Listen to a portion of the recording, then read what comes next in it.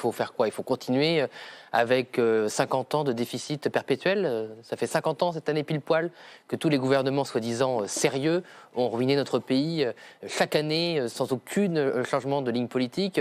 C'est continuer la désindustrialisation parce que quand on dit qu'on a réindustrialisé le pays, ce n'est pas vrai. La valeur ajoutée industrielle est toujours plus basse qu'avant l'arrivée de M. Macron. On a recréé 400 usines, mais ça ne veut rien dire, on en a perdu 20 000.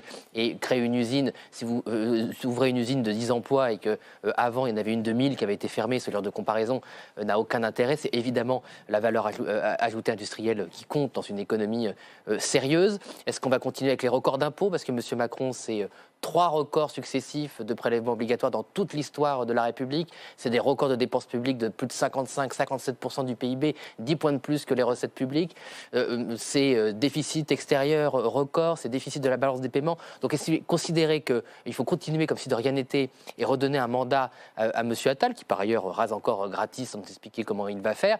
Je rappelle que si on applique la trajectoire du gouvernement actuel, on arrive encore à 300 milliards de dettes de plus. Ça veut dire qu'il y aura donc eu 1300 milliards de dettes sous M. Macron, c'est-à-dire plus que l'ensemble de la dette accumulée de tous les présidents de la République, de Charles de Gaulle à Nicolas Sarkozy.